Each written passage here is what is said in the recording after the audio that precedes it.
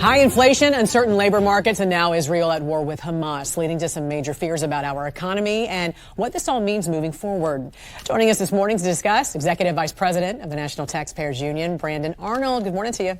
Welcome back to the National Desk. America will always support Israel.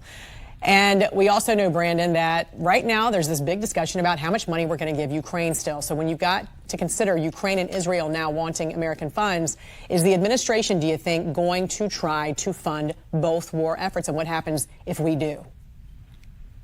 I think they will. And I think we're going to get a funding request for both Ukraine and Israel from this administration very soon. We're talking about serious money here. And, you know, it's obviously incredibly heartbreaking to see what's taken place in both Ukraine and Israel of late. So there is going to be tens of billions, if not more money, going from Washington to help both of these countries. How that's apportioned, I think remains to be seen.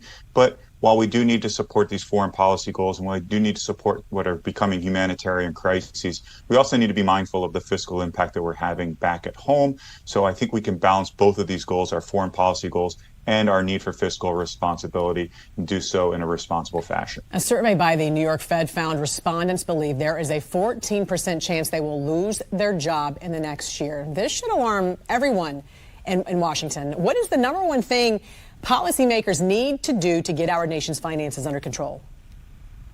I mean, we really need to take on this spending crisis that we're facing. And the problem has started to balloon. We've hit this debt spiral because interest rates are so high. It's become more and more expensive to finance our national debt. It's the number one spending item in the budget that's increased is our payments on the national debt. So if we don't start addressing this now, it's just going to get worse and worse. So when our children and grandchildren are paying these bills off, they're going to be shaking their fists and cursing our name because we left them in the lurch here because we couldn't manage our own finances. Definitely. Absolute essential need.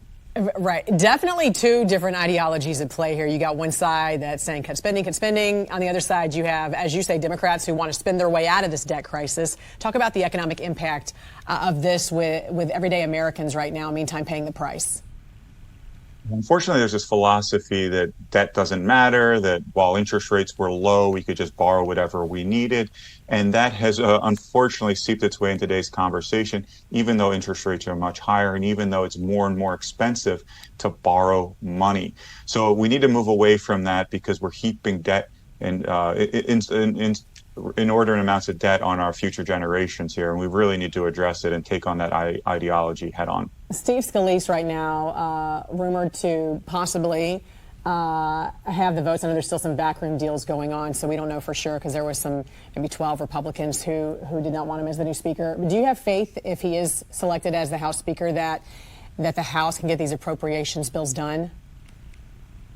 I think he can, but I don't think he can do so before the November deadline. I think there's just too much to do in that window. So we will probably need to pass some sort of spending patch or continuing resolution to get us later in this year or even into spring. Steve Scalise, if he is elected, has this very difficult job of herding cats. And I mean no disrespect to cats when I say that, because it's a Herculean task getting Republicans all on the same page, unfortunately. I'm Brandon Arnold. Great to see you.